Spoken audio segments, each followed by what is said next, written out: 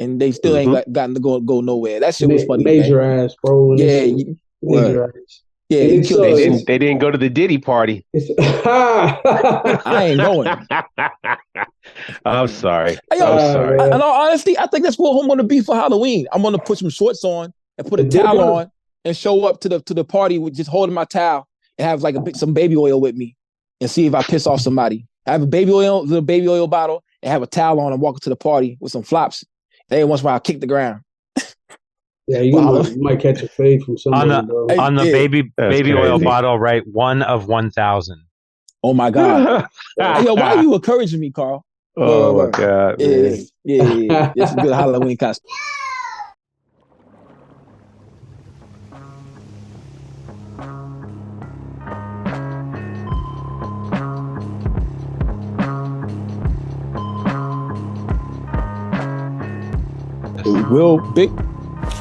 Big Willie style? Big Willie style, pause. That's like one of the most pauses album names ever. Big Willie style.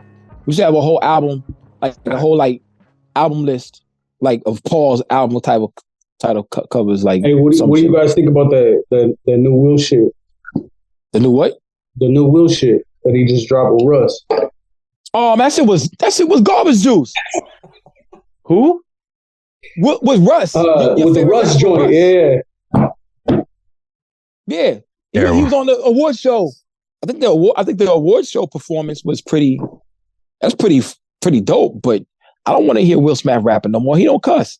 Oh, wait a minute, hold on. That song was with Russ? Wow. Hey man, Russ. Hey, let me tell you something, man. Russ, hate it or hate it more. Bro. Russ is getting to it, man. You know he's in that new M. Night Shyamalan movie too. Which one is that? The movie Trap. It's him. He plays a minor role relatively. He plays like a rapper. He plays himself, obviously. But the whole premise is like there's this concert happening, and the whole concert is a trap to catch this serial killer who is Tatum Chandler. Oh yeah. All right, man. It's like some ritual shit where they keep them locked in. Check it out. It's super ill. Let me say it's not super ill. It's fun to watch. It's fun to watch. I hope Russ dies in the movie. No, he doesn't. But I mean, hey, I say that to say, goddamn, he did the joint with. Now that Will Smith, that was some ritualistic shit from the video that I saw of it. Yeah, that's some crazy. Fucking ass. Luke, kick this off. Makes sense. What are we doing? Sense. Russ is involved. Dan, why you bring up Russ right away, bro? I mean, I'm not talking about Russ. I'm just talking about the whole Will Smith shit. Come on. Sometimes people need to stay out of retirement and shit, bro. Like, I could have gone the rest of my life without hearing some bullshit like that. Man, you right. That's a fact. That's a fact. But when Tom Brady came back, that was okay. Man, fuck Tom Brady too. Hey, yo, on the real. Yeah, let's go. I'm with you. Talk your shit, Dad. That motherfucker was ill though, bro. Bro, all right, man. Look, one quarterback can't win it by himself, bro. I'll tell you that much. But he did win again. Hold on, real quick. Issue motherfucking 162 of the best podcast. Carl, I love your hoodie. That's right. What's up, man? Shit's Navy, not black. Shit's Navy, man. Word, how you doing? You good? Man, I'm fantastic. Word. Primo Jeff, how are you? Man, I'm Gucci, man. I'm Gucci, man. Like Gucci LaFleur, man. Bird. Yeah. Goo-wop. Yeah, man. Yeah. Shout out Chef Bogey, man. I'm rocking this Chef Bogey shirt. Illustrious. Yeah, man. Illustrious producer from Massachusetts, man. Yeah, that's right. You know him. Him and Dun Dilly, they put that Jimbo's World out. I had to sport it because that Jimbo's World been popping up in the playlist random during the week. So I was like, yo, man, let me shout out, Chef. Shout out Chef Bogey, man. Yeah, shout out to Chef, man. Dun Dilly, man. Jimbo's World. Jimbo's World.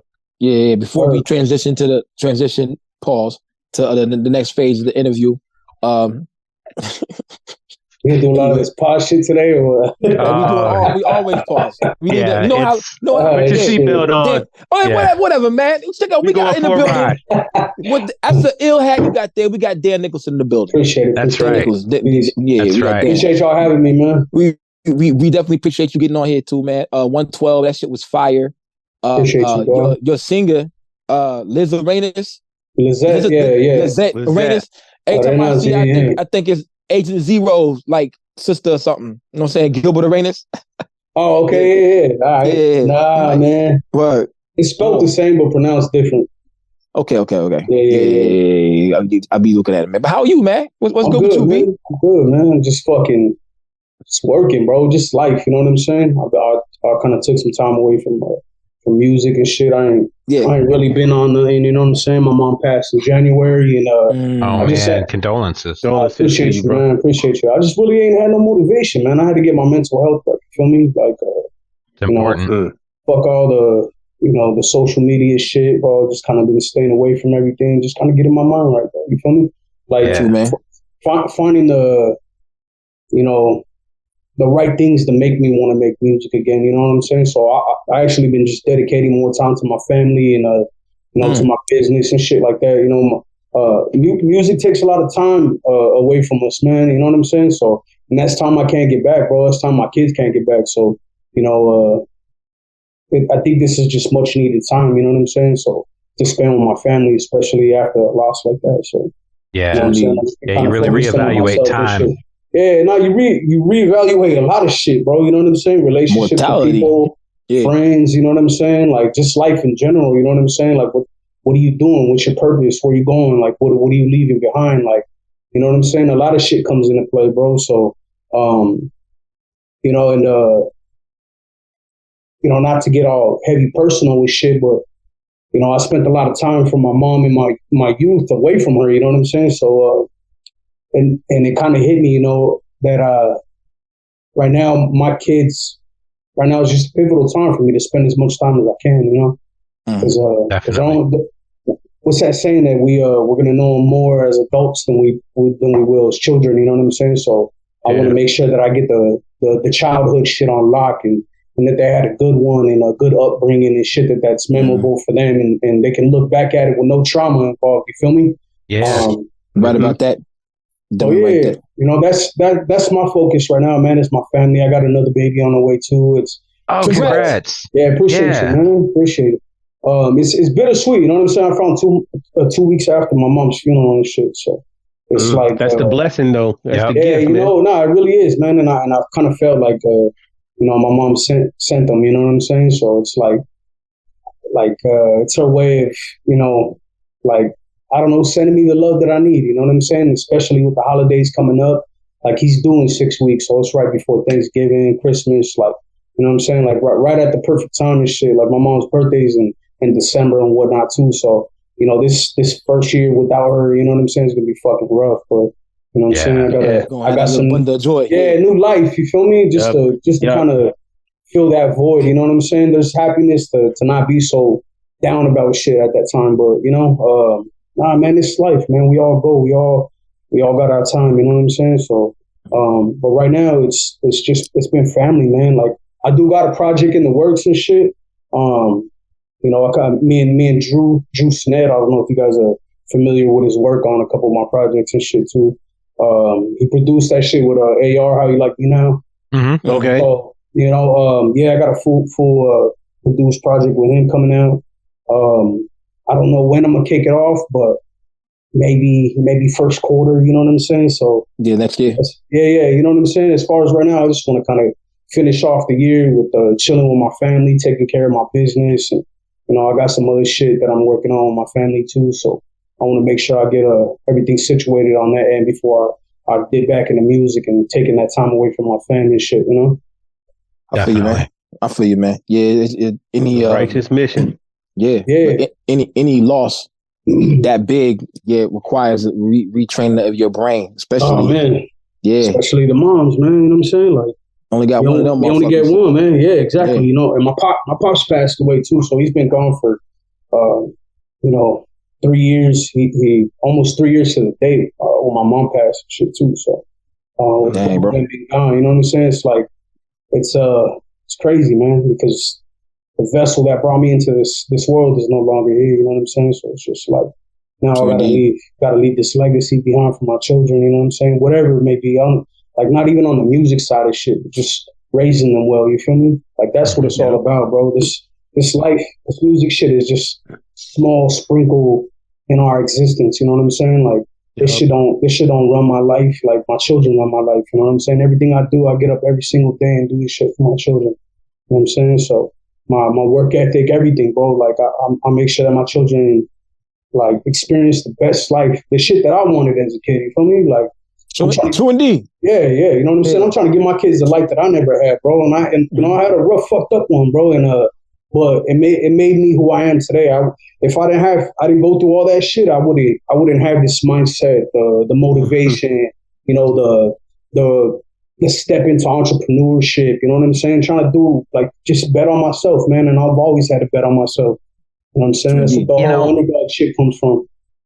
It's really important that you said that because, you know, I think there's a great number of us that experience trauma. And I feel the same way. I feel like every experience that I've had, good and bad, has made me who I am. And I'm happy with who I am. I like the person that I am. So I wonder, not being a parent, because I don't have kids, but the three of you do, there are certain things that you can't protect your kids from. And trauma is one of them. You know, we recently had an incident in a school in Winder here in Georgia, and I've got friends that have kids that go to that school.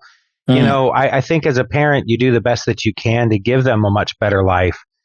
But I think, as awful as it is, I think those moments are character building moments that we need in our life to be strong enough to face what we have to.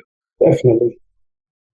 Indeed. But we as parents, we got to let them know, like, I know I'm doing wrong, kind of, because when my daughter it's time to fight, I put my hands up like this, put your hands in the fist, and she don't want to she want a patty cake. So I'm like, yo, you gotta hit.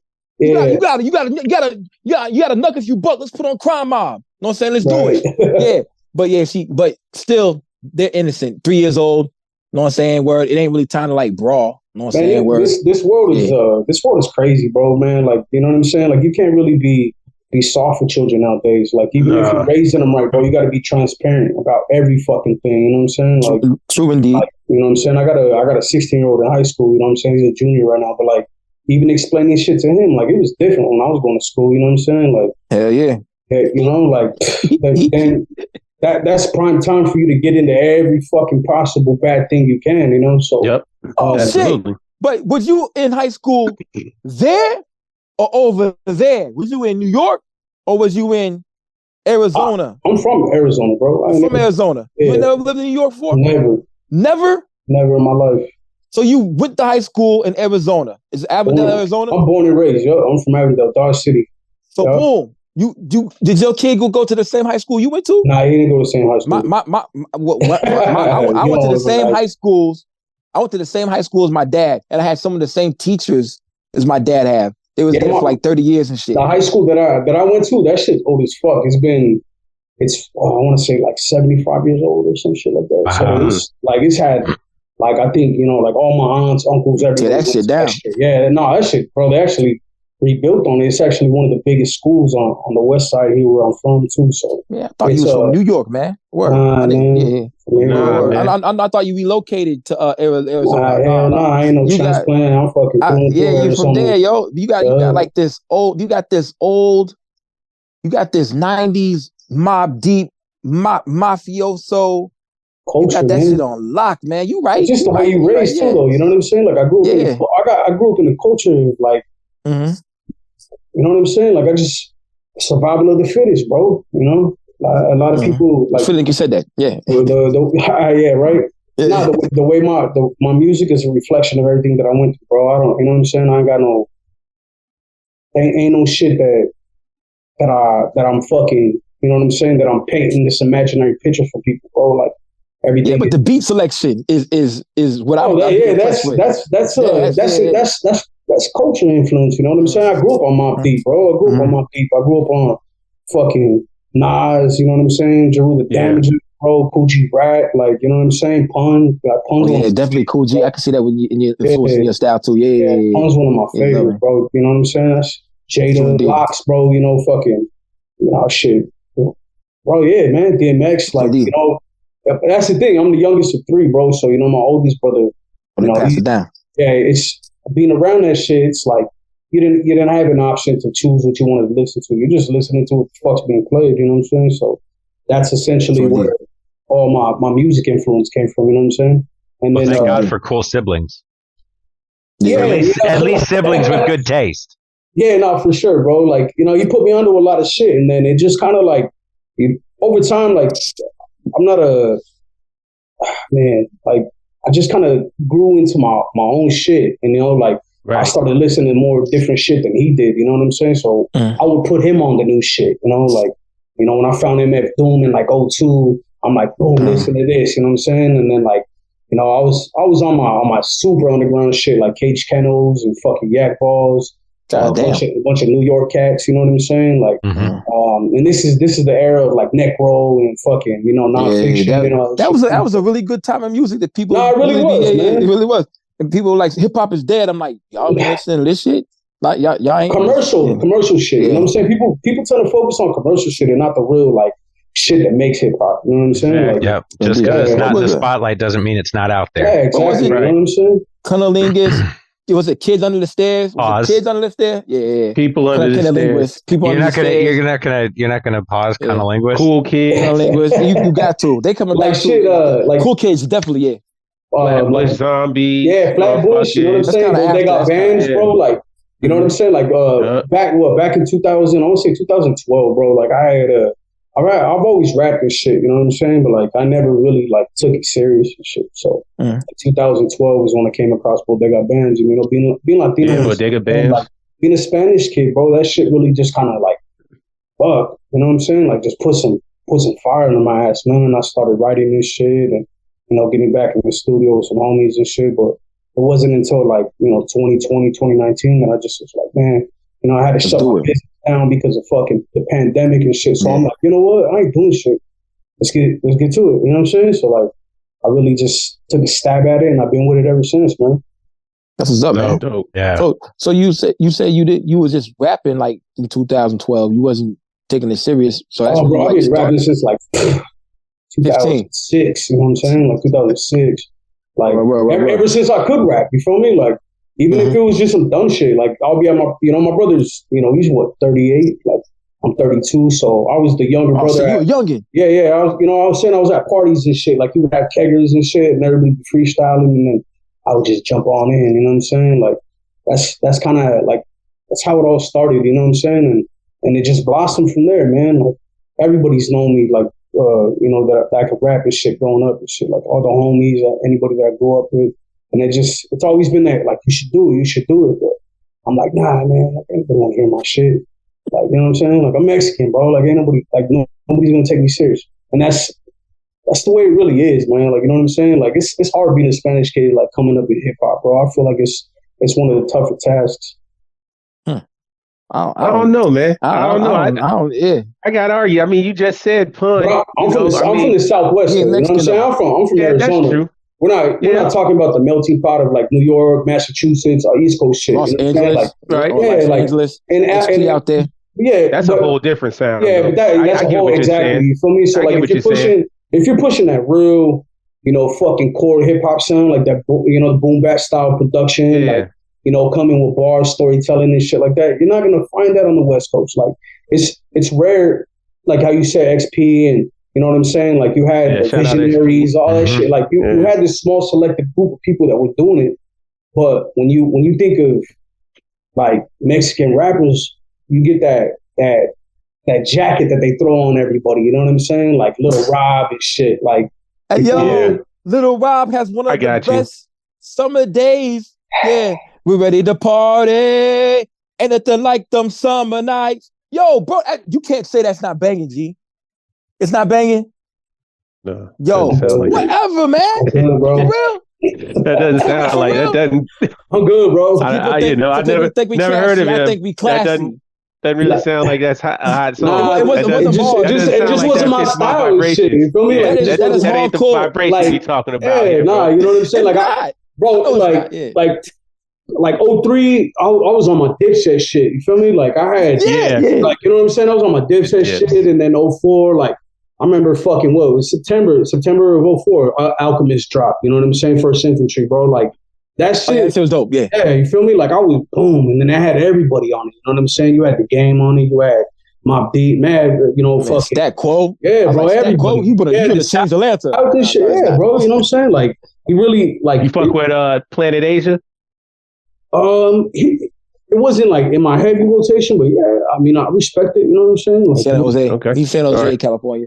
Can we backtrack a little while? He's not Fresno. From San Jose. He's I don't know why I said that. I didn't want to say that, but it was definitely Fresno. He says it in the songs all the time. My bad. But Dan, can we go back to Little Rob real quick? Don't get it twisted, people out there in Radio Land. I'm not a huge fan of Little Rob, but that song was kind of hot. The video was dope, but it's a whole different type of Mexican than XP, the marksman. No, yeah, and that's what I mean. Like, that's the demographic, though. You gotta remember he marketed that shit well. Yeah, it's the jacket. It's you got the cholos. You know what I'm saying? The bald headed motherfuckers with Dickies and wearing Dodger jerseys every day. You know what I'm saying? Like that just that shit. Socks. Yeah, you know what I'm saying? Like shades. Bro, so he was already, you know, he's one of them. So like it's easy to push that music off into that demographic of people, bro, because they're gonna accept it right away. And that's the jacket. That's the jacket you're referring to. Yeah. And your jacket is with us. You know what I'm saying? Well, I don't really see different. I don't really see like, oh shit, this man's Mexican. I'm not gonna knock it. I'm not gonna say, oh man, it's fucking trash. It's terrible. I mean, it just wasn't. It's not you. You know what I'm saying? Yeah, it's not you. I respect it. I mean, it was successful. You know what I'm saying? So I can't hate on his success. You know what I'm saying? It pushed homie up. Like, you know, it changed his life. That shit was fire. I can't front though. That Summer Nights. The rest of the album was kind of whack. The rest of the album was whack. That album was whack. That shit was garbage juice. But that song right there. And honestly, bro, I don't think I've ever had any of that shit in any of my playlists. You know what I'm saying? No iPod, no MP3 player, no nothing. Like there was never none of that shit. If anything, I had like Sick Jacket in my shit. You know what I'm saying? Like Cycle Round. Shout out Sick Jacket. You know what I'm saying?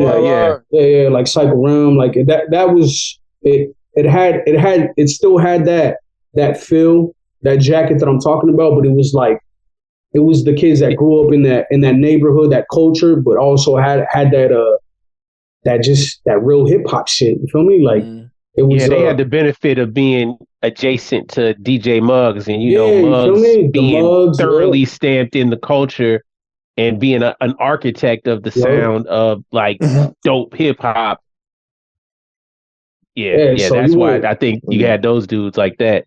Exactly. Psycho Realm, Sick Jacket. Yeah, bro, that shit is hard as fuck. Yeah. I never thought that we would mention Little Rob on this hip hop show. This is amazing, man. I didn't think we were gonna. I didn't either, but somehow Luke, I would have bet money we wouldn't. No, man. Dan did this shit, man. Yeah, so you did it. Hey, bro, you did it. He said that he's on and said it.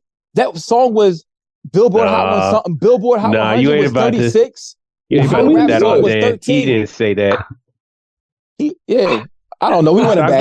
Stop giving us these stats, man. Who cares? I mean, I'm just saying. It's because I mentioned it. You know what I'm saying? Like, it did have success, bro. It had major fucking success. Yeah, salute. Hey, you know what I'm saying? Nah, but anyway.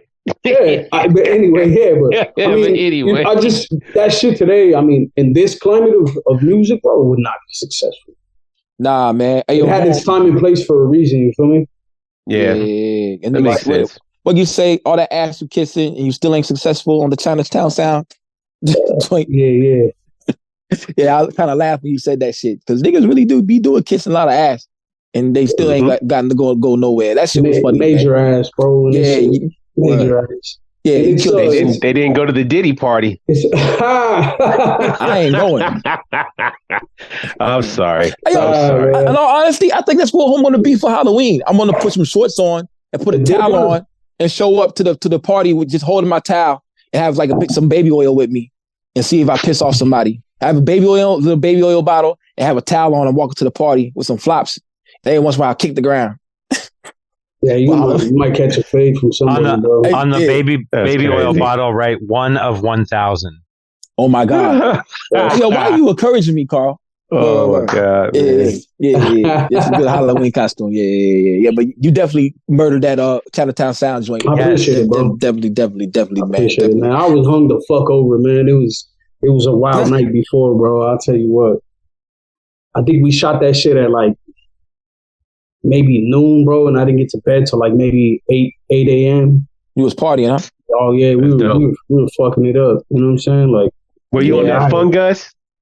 Nah, bro. You know what? I don't fuck with shrooms or none of that shit, dog. Like, okay, man. You know, I don't like shit to take me out of my element, bro. Like, you know, I can drink, real. Bro. I'm a drinker, bro. I don't smoke. You know what I'm saying? Like, if I smoke, bro, I'm gonna be fucking stuck. You ain't gonna hear from me for the next 2-3 hours. You feel me? Like, I'm there with you. Yeah, bro. Like, that shit had me slump for a minute.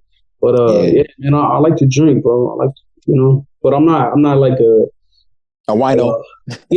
No, never. Wino. Like, definitely not that shit. Hell no. But nah, man, I just like to sip good shit, bro. You feel me? So, good. Yeah, I can't do the psychedelics and shit, bro. That's real. Yeah.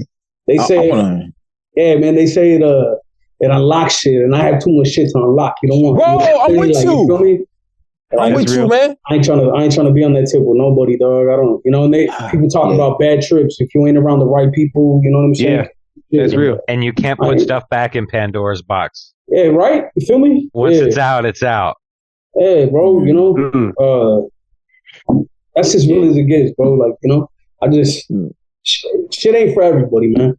You right. Imagine me. That's right. I already say some fucked up shit. Imagine if I unlock that gate. Yeah. Yo, how you choose your rap name, G? How you choose your rap name? So my real name is Daniel. You know what I'm saying? Okay. But I've just been a big fan of like fucking, you know, Jack Nicholson and shit like that, bro. Like, okay, you know what I'm saying? I'm a big film dude. You know, post Stanley Kubrick shit. Shiny's one of my favorite movies, bro. Oh shit. You know, just I feel like, you know, the Nicholson shit. Like, you know what I'm saying? Jack Nicholson has been over the cuckoo's nest. Yeah, bro. That's my shit. That's the hardest flick ever too. You know, yes. Chinatown. You fuck with Chinatown? I fuck with Chinatown, bro. You feel me? Love Chinatown. But like, just even all his new shit too, bro. I just feel like, you know, like him as an actor, man, that dude, he can play so many fucking roles, bro. Like, you know what I'm saying? But just to tap into a certain, like, how do you say, like a certain zone to pull off certain characters. I mean, you can't handle the truth. Yeah, bro. You feel me? Like, just whatever role he sells it. Honestly, I'll tell you what. Marines and shit, bro. Like, so I'm a big comic book head, and growing up in the era, because I'm 51. In '89, when Tim Burton's first Batman movie came out, I was like 16, I think, something like that. I was old enough to steal a Batman shirt out of a Macy's. So, oh shit. But I remember when the movie came out and they announced Michael Keaton as Batman, and I was like, okay, you know, Beetlejuice. I've seen him in Far and Sober. He did like really good serious stuff. So I was like, okay. And then they announced Jack Nicholson as the Joker, and the Joker's my favorite villain, like of any comic book. And I was like, man, really? Nicholson? I can't see it. Like 30 seconds into his first appearance on screen, and I was like, oh, shit. Yeah, I'll shut up. Yeah. And because of him, I never, ever prejudged any other person playing the Joker because I was so wrong on that one. He was, like, amazing. What's his name? The one that passed. Heath Ledger. Yeah. The Heath Ledger shit, bro. I think they all brought iconic. I think they all brought their own something to it. My favorite, I think, still is Mark Hamill from the animated series. Oh yeah, just because he was so fucking silly and yet like just evil as shit. The voice, the laugh, Oh yeah, that voice. But that Heath Ledger was something else, man. It was intense. It was great. When he was hanging over the edge, and he said, "How about we do this forever?" Yeah. Like, I was like, yo. To know that a lot of that shit was improv too is crazy. You know what I'm saying? I didn't know until right now. Improv, absolutely. Yeah. So that's how you know, like, the true essence of being, you know, a creator. Like, you know, for him to just off the top of the dome, like, I'm gonna do some outrageous shit, and it for it, you know, like for it to be the way it was looked at. Yeah, two of the baddest scenes in movies. One was the pencil scene. Oh yeah, where he stands the pencil up. I mean, that shit was just hard as fuck. and then him breaking the pool cue in two and saying we're having auditions and we're only taking one. You know, I mean, that was dope too. Crazy. No, the one in that particular movie, while we talking about improv and everything, you know, the scene when he blows up the hospital. That shit was improv. I was walking away. The thing not working. It wasn't working. That thing not working. Shit. And he just rolled with it. He didn't know it wasn't going to work, so he just rolled with it, and then all of a sudden it just went. He was like, "Oh." Yeah. So that was, I mean, that was raw. But they said that he was very intense and very intentional about being in character. Like he immersed himself into the role of the Joker, man. And they said it was eerie. But I mean, that performance, that's definitely one of them ill performances. But the same thing with Jack Nicholson. Like you said, I mean, he was the Joker Jack Nicholson as the Joker was like, he was just diabolical, man. You know, he was really focused on being just a creep, man, like and creepy at the right moments. Like I remember like the first time you seen him with his Joker face and he lost his face, he's like, my face. And he turns it around and he's like, and that smile. Oh man, it was like, oh, that was crazy. When he showed his girlfriend who had the little plaster mask and he was just sitting there playing with her. Oh man, and he had deformed her. That was wild, man. I mean, What up? He was born to play the Joker, man. Jack Nicholson is definitely it's iconic iconic Joker. Yeah, he's an iconic Joker. Yeah. After that, any Joker after that, you got to follow it up. Got to match up to Jack Nicholson. Beating that shit. Right. So definitely. Absolutely right. Something let's not forget the original Cesar Romero. So he was good too. He was shot him out. Absolutely. Nobody didn't even know he was, you know what I'm saying, Spanish. Did not think it was an important enough show to bother shaving his mustache, so they just painted over it. He was like, I'm not shaving my mustache for you. They were like, okay, we'll just paint over it. Yeah, that's just wild, yo. Hey, let's do a top five. Let's do a top five, man. Let's do a top five films. Any films, any genre. Let's do a top five. What you got, man? What you got for us, man? Top five. There's a lot of movies out there. And they can't be pornographic ones. Bro, my kids be doing this shit to me all the time, bro. Like real shit. You know what I'm saying? Like I said, I'm very transparent with my children, bro. So like my 10-year-old, bro, he's a real film critic and shit too. So but he always wants to know what I'm watching, you know, or what I grew up watching. So we watch that shit. Fuck, bro. Man, that's rough, bro. That's a rough one, right? It's a rough one, bro. Throw out five. Just come up to top of your head. You don't gotta like. I'm gonna go with Godfather 2. Okay. Yep. We knew that was gonna be in there. Yep. Had to be. Godfather and if 2. you want, we've allowed this in the past. You can pick Godfather 1 and 2 as one movie. All right, bet. Yeah, they can be combined. Right, let's do that. All right, yeah. Godfather 3, ass. Not necessarily ass, but just a weird dynamic to the whole storyline. You feel me? Yeah, it's different. It's different. It's different. That's a whole nother discussion. It really is. It really is. It's a discussion that people don't want to have. You know what I'm saying? What happened? What was the science behind it being like that? Lukey. No, my bad. I'll summarize it after. Yeah, you know what I'm saying? Yeah. I never knew. So Godfather 1 and 2, number one.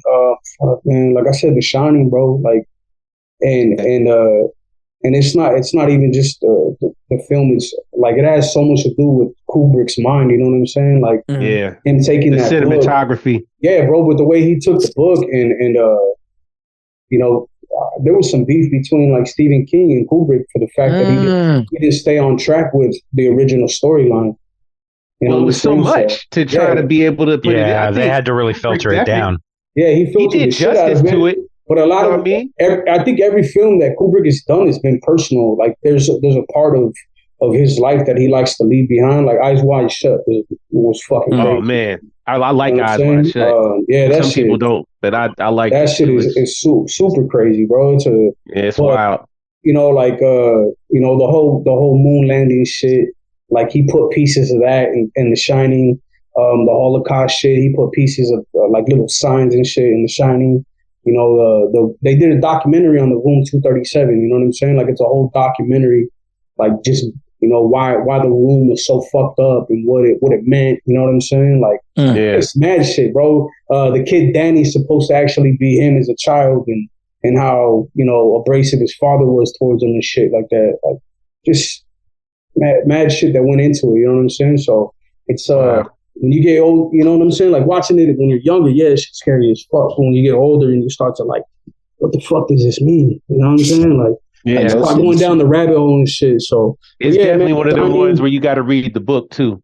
Oh yeah, you read the book and you gonna be like, yo, it's just so much more bugged out. And then when you see them, I mean, at least for me, it made me that's how it always is. Appreciate the movie too, because I mean, you can't put everything in the movie, but I definitely appreciated the way that the movie adapted it. Oh yeah, definitely. I mean, that shit just takes a great mind to do something off like that, bro. Absolutely. There's a lot of directors out there, but you can't get fucking Michael Bay to direct something like that. You know what I'm saying? Like it would have been slow-mo and explosions. Yeah, man. It would have been. There was some weird ass flash scenes of somebody driving. You know what I'm saying? Like right, it's exactly. crazy shit. You know what I mean? Flash cut. But, exactly. I would enjoy it. Probably. I'm sorry. I mean, I mean, what? Yo, the Transformers shit was cool, bro. Like, you know what I'm saying? Like, my kids are crazy. That doesn't count for your top 5, though. Nah, man. But you know, like, those are my 2 for right there. You feel me? Like, the 2, I gotta say, fuck, man. This is hard, bro. It really is. Yeah, dig in, man. You know your favorites. I had mad favorites, so that's the thing. Like, you can't. It's hard pick. That's like picking my top 5 for hip hop, bro. Like, it's hard shit to do. You know what I'm saying? Like,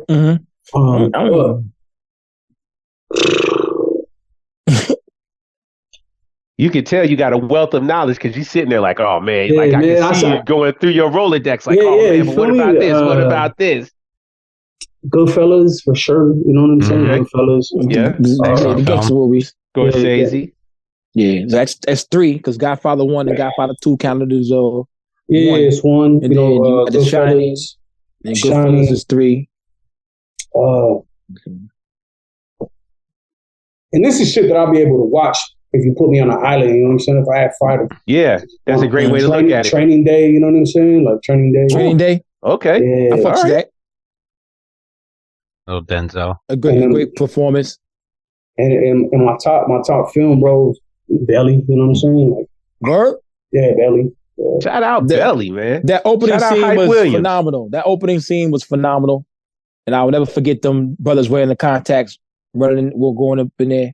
I say Belly overpaid in full, bro. People might not like that shit, but I say Belly overpaid in full. That's not bad. I could say that. I think that's a good argument. I think, I don't think anybody's going to. I've gotten into a lot of arguments over that shit, honestly. Really? Paid in full is good. Paid in full. Yeah, Belly's something I can watch. Like, bro, I can watch that shit like twice a week if I wanted to. You know what I'm saying? Like, yeah. There's a good message behind it if you really decipher it. You feel me? Like, so indeed, Farrakhan was in there, or the fake Farrakhan. The fake Farrakhan, yeah. The preacher, the preacher. He was like, I fuck with that. I fuck with that. Real shit. Yeah, I'm just glad you ain't saying white chicks. Or what the fuck? Who said that? Why? Lukey, where you coming with all these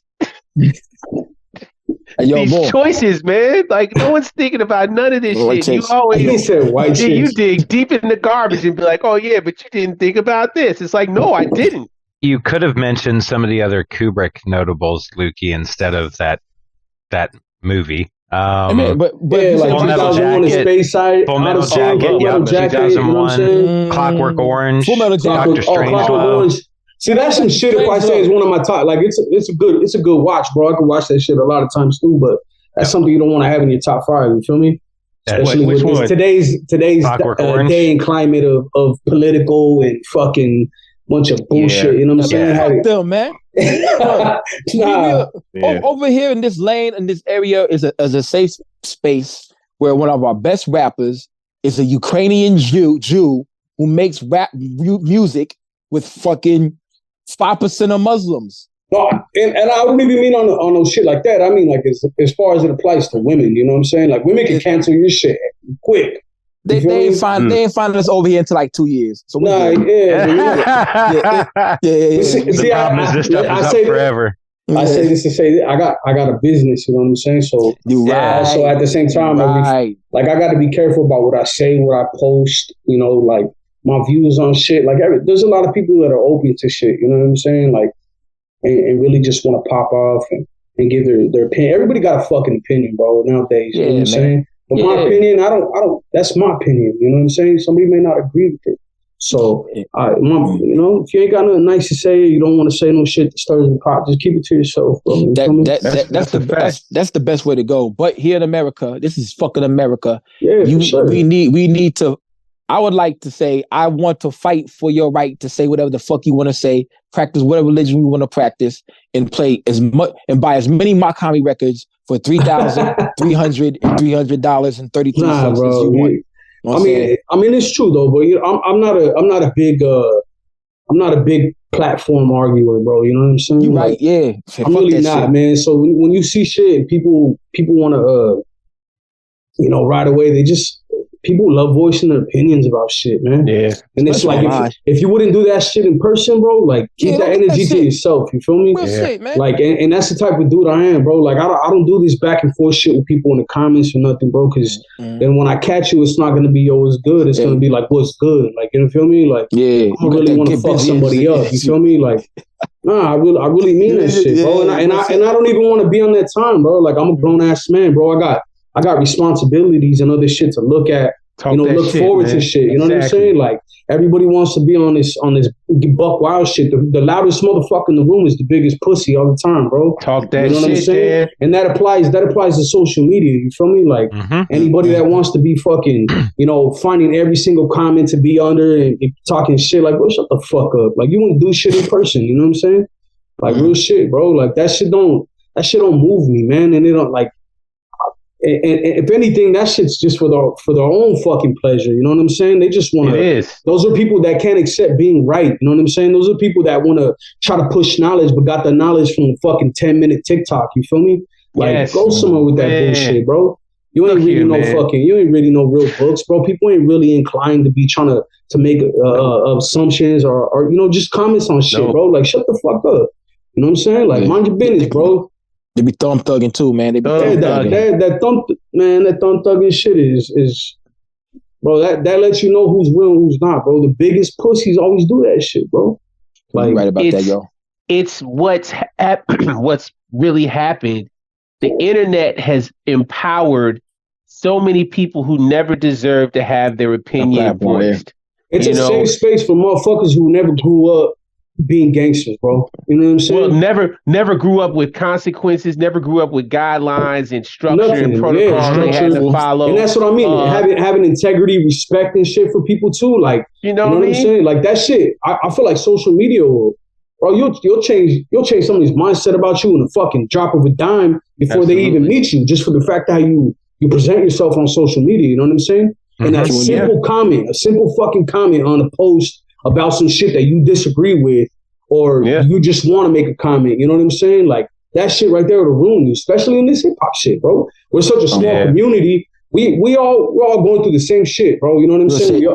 We all fucking pay for studio time. We all had to get up and go make this money. You know what I'm saying? Like, some of us are still, doing some hustling and shit and living, certain lives and whatever it is. You know what I'm saying? We all got families.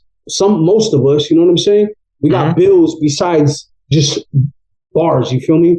Like, we got other shit really got going on. You know what I'm saying? So for somebody to make an opinion like about what you're doing or just some passive aggressive shit, bro. Yeah. Like, you could get ruined in this shit. You know what I'm saying? Like, people don't want to, like, hey, bro, if you can't support it, this is my thing, bro. Is people want to criticize before they congratulate you. You know what I'm saying? Yeah, that's the way it is. You know what I'm saying? Like, you could drop some shit instead of somebody being like, yo, that shit was hot, bro. It's my favorite song. It's like, oh, why, what's up with the cover? Why'd you do the cover that way? Like, yo, shut the fuck up, bro. Like, because I wanted to. You feel me?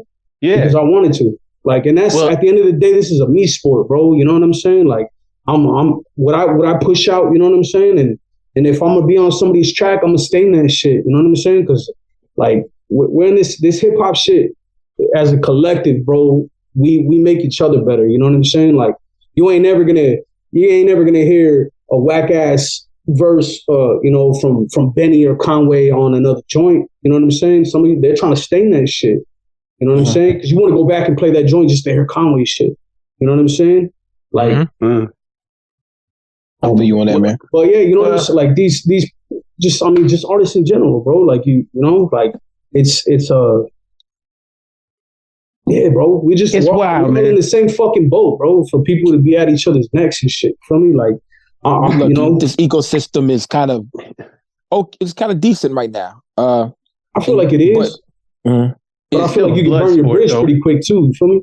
You can. Also, the fans are getting more expansive. We did an episode about the people on Reddit.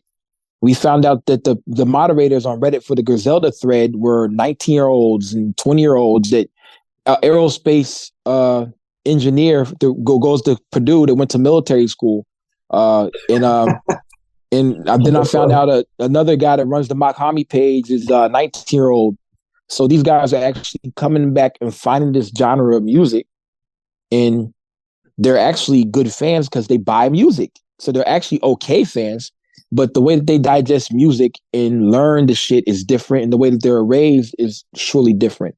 Now, I feel like the music, they can live through that shit. You know what I'm saying? You give a different view of what I like. Like for instance, like you know, I grew up in Jersey or New York for me to understand the Italian mob. You know, I grew up in an Italian family, so you know, my interpretation of being around those family members are fucking Scorsese films. You feel me? Like, you know, we don't know that shit. We go off of what we see.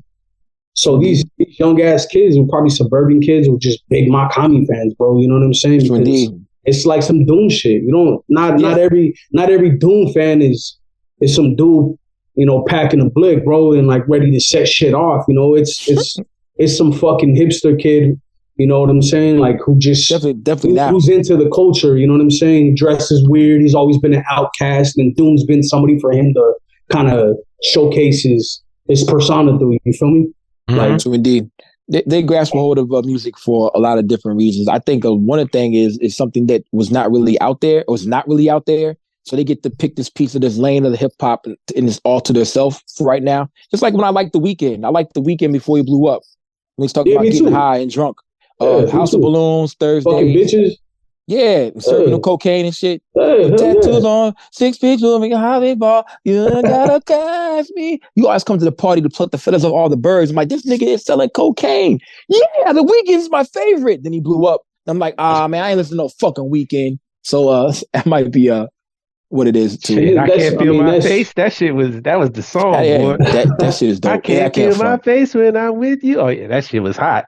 I like that. That's just at the same time, it's a songwriting thing too, you know.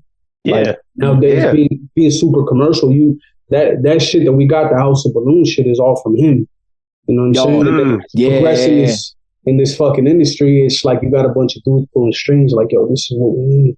Like, this is it. You know what I'm saying? Like, I know a lot of songwriters in Hollywood and shit, bro. Like, people that have done big joints that have paid out. You know what I'm saying? And like, yeah, man, it's you're getting the mind of someone else who wrote some shit, and then you have to take that demo and sing it your way. You feel me?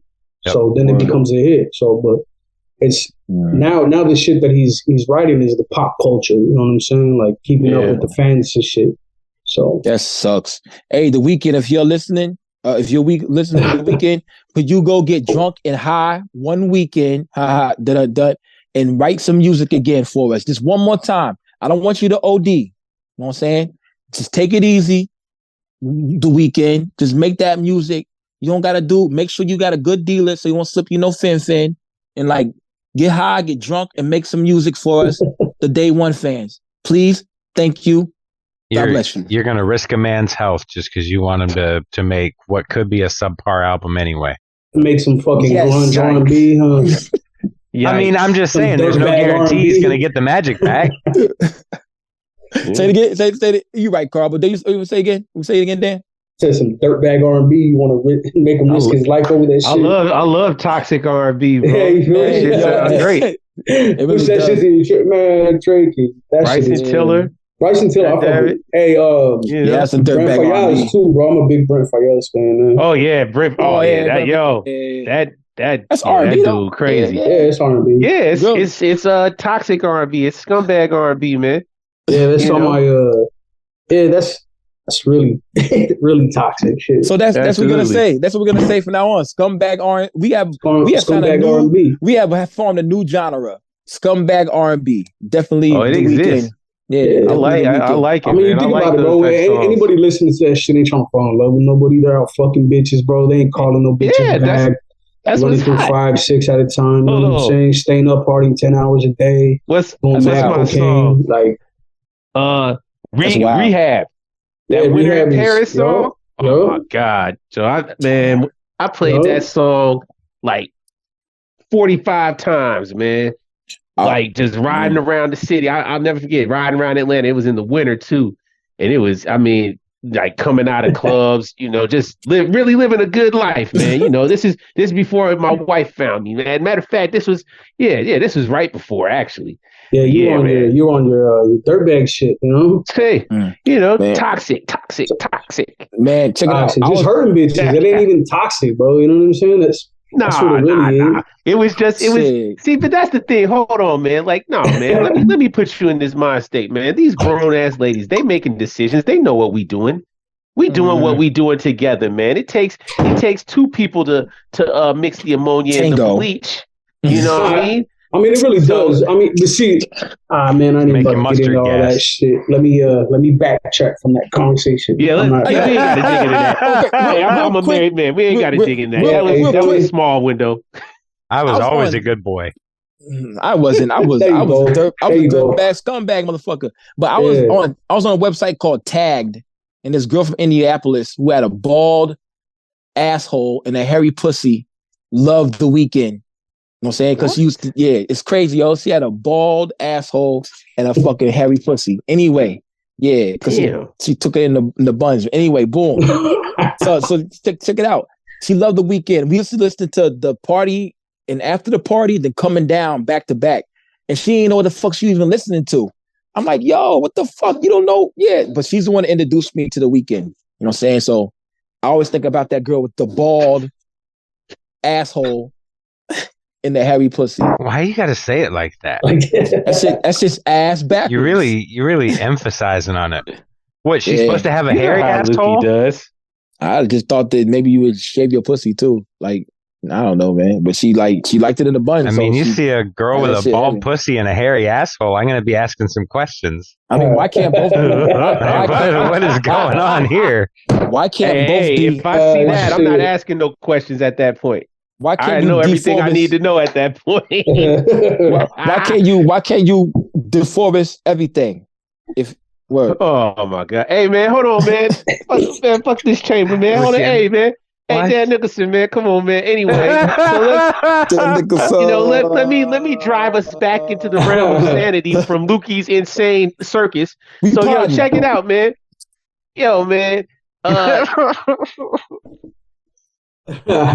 I want to get back before we stray too far down these toxic realms and everything. Coming up as a dude on the east side of Phoenix, is that correct? No, where you at? I'm from the west side.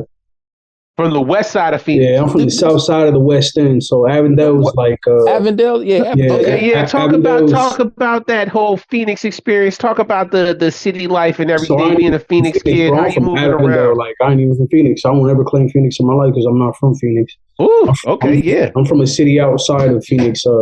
Probably about. Oh, my kid's about to come in. Close the door. Okay, there we go. Gotta interrupt the show real quick. That's all good. It's all right. Hey man, kids. Kids are co-stars on this show. Yeah, absolutely. My kid be on there all the time, man. She be on there. I feel it. It's all love. Okay. You gotta go it's not really a friendly show, but yeah. I mean, love you. No, we love the kids, man. Yeah, for the kids. My mouse. I don't want my kid listening to this and hear me talk about a girl with a ball. Okay, go, mommy. Here. Yeah. Well, maybe if more kids were on the show, you wouldn't talk about it. Yeah, man. My babies, bro. I'm weird about my babies, man. I don't like putting my kids on social media and shit. It's blurred out, though. It's blurred out. That's real. Yeah. I had to because I figured I knew they were gonna come in and shit. You know what I'm saying? It looked like Gangland. Looked like Gangland. I love that show. Yeah. Well, yeah, man. So Avondale's about. I mean, it's weird because our city limits almost like they don't even merge. Honestly, there's another city right in between us. So it goes Phoenix, Tolleson, and there's Avondale. But yeah, man, like Avondale. People from Avondale, yeah, Tolleson. Oh yeah, I'm looking at it right here in the map, man. It's Maricopa County though. So yeah, it's still Maricopa. Like literally, bro. Like the Phoenix city limits between like I could jump on the 10, bro, and be there in like 10 minutes. Okay.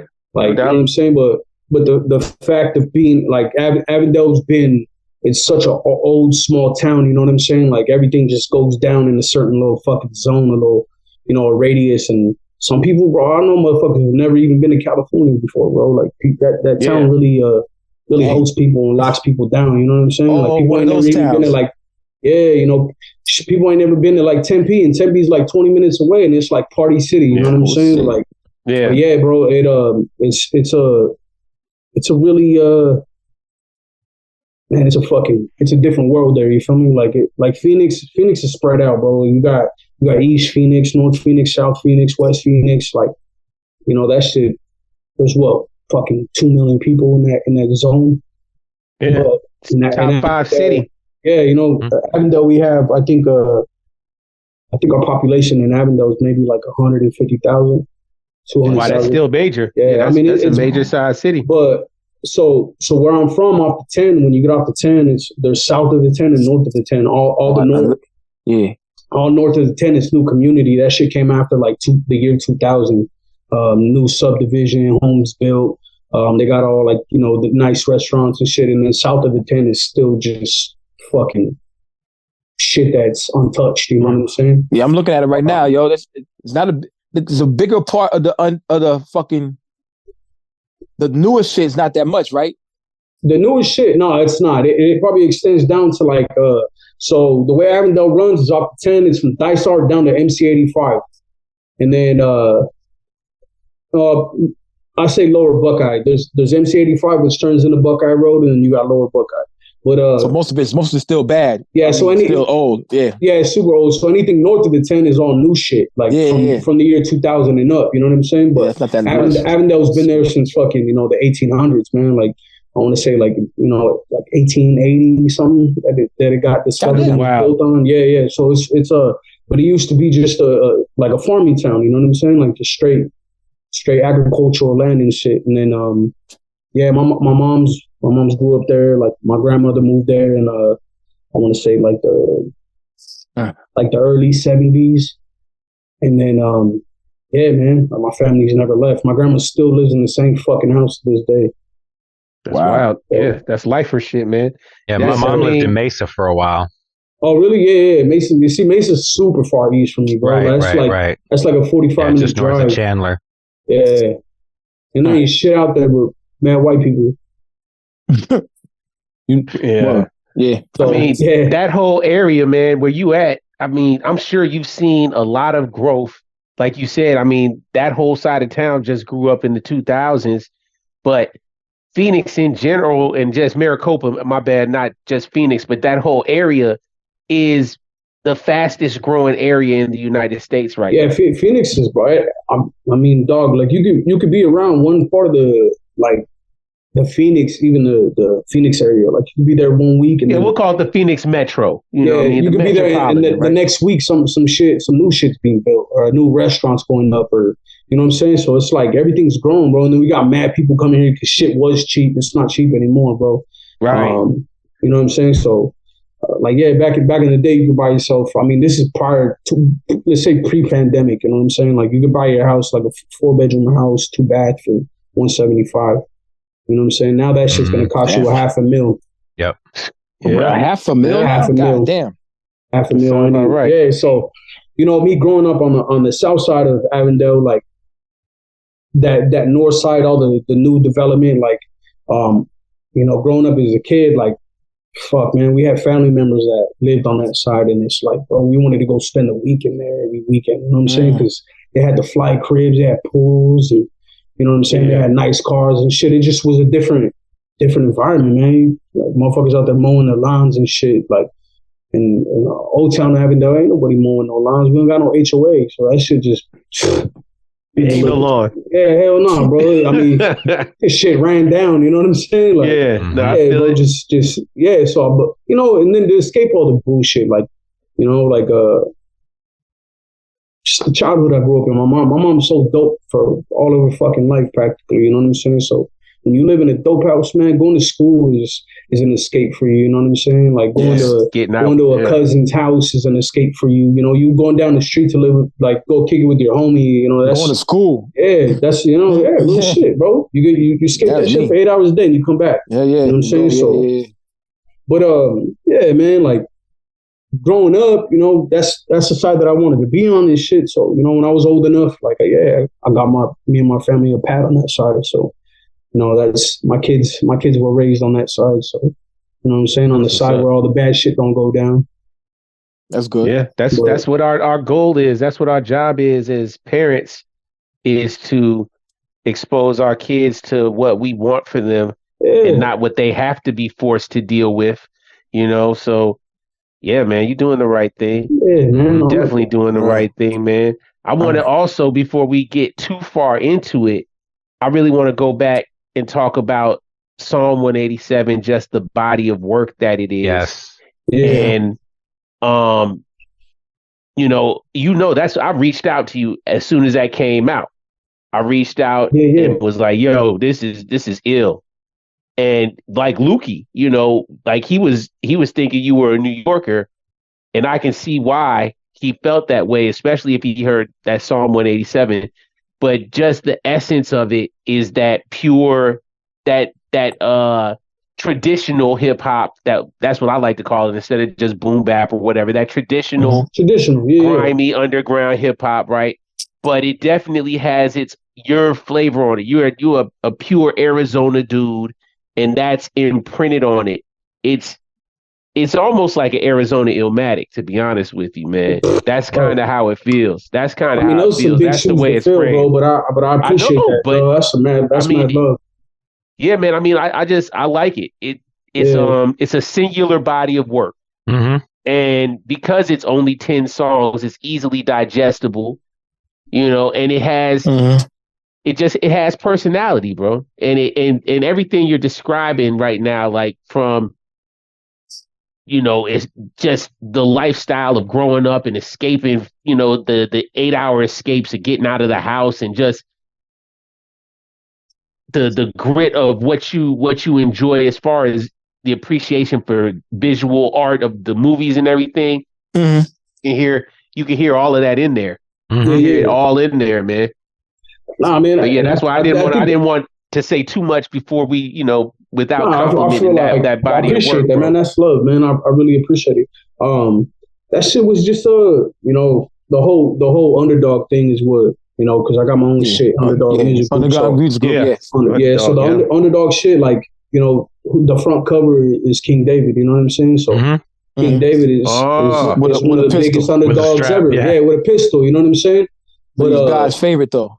God's favorite. You feel me? So shout out King David. You think about it, I left the harp in there for the fact that it has a music attached to it. You know what I'm saying? Like, you know, King David actually played that harp for Saul when God cursed him with nightmares. You know what I'm saying? So, and David was the one to relieve him of his nightmares. That was his gift. You feel me? So, you know, the whole book of Psalms is David repenting to God. You know what I'm saying? So, I just wanted to put my little, you know, kind of that underdog, like, you know, he beat Goliath, and, you know, he grew to the king that he was, and, you know what I'm saying, and music was a part of his life and shit like that. So I just felt like, you know, so the 187 is just not symbolic of just murder, but itself of like coming up in an environment and in a culture of dope and guns and everything else that comes with it. You feel me? So,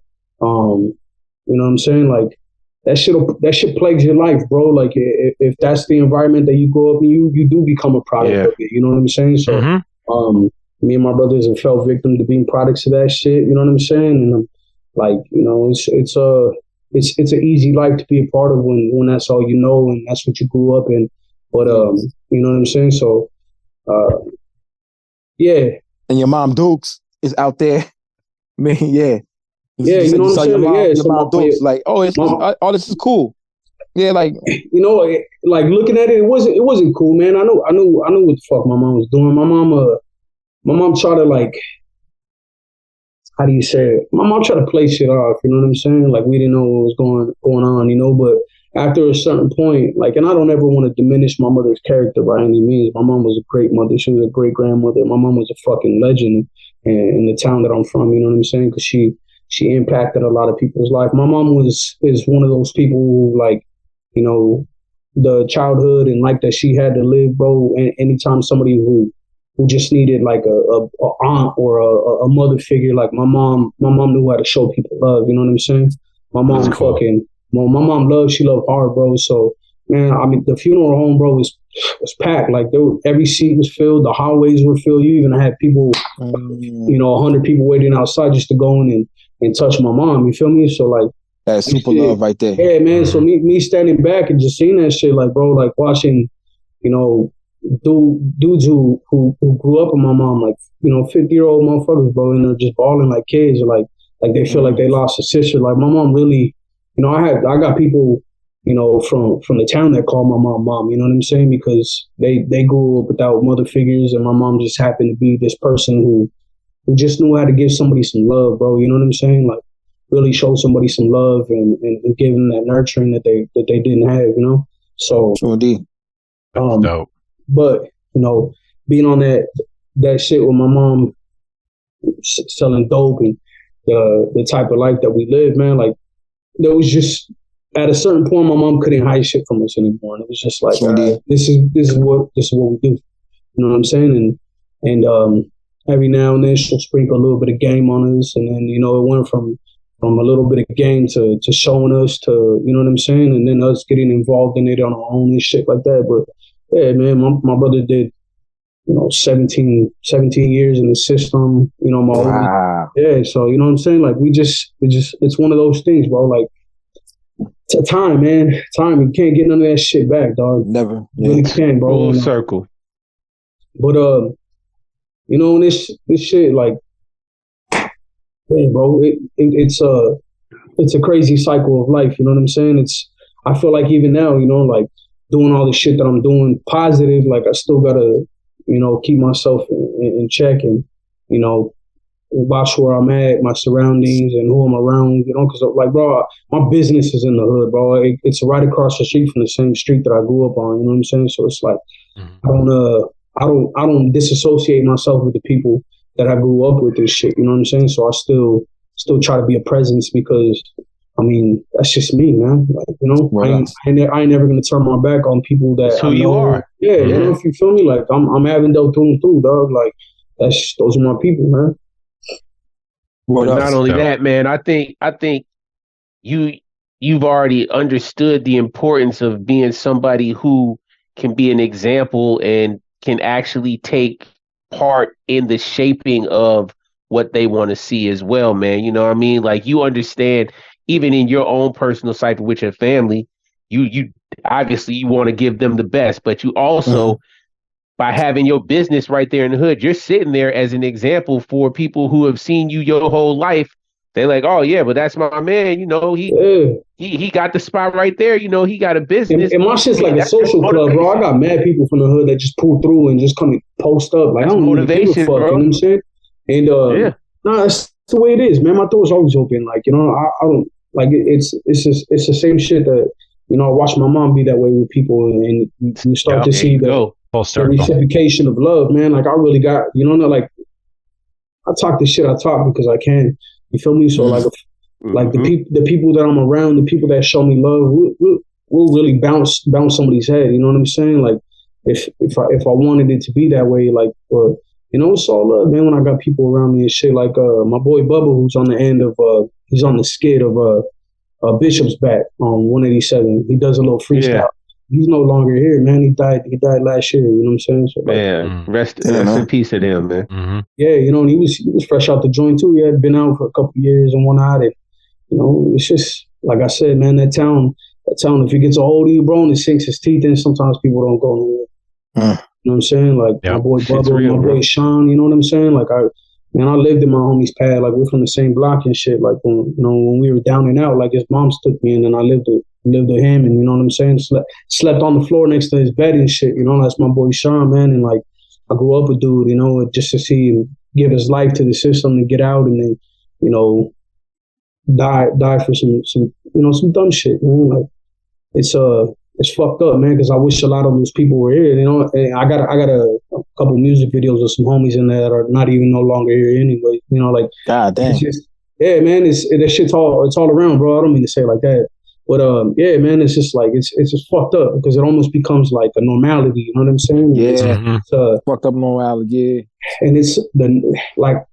You know, I've been fucked up over some homies dying, bro. Like, trust me, like, you know, some shit's really hitting me in the core. But, you know, like, that's why I said, like, that shit became a normality. But, you know, after my mom's passed, like, you know, not to get too personal about shit, but my mom was on hospice here at my crib. You know what I'm saying? Like, I watched my mom go. You feel me?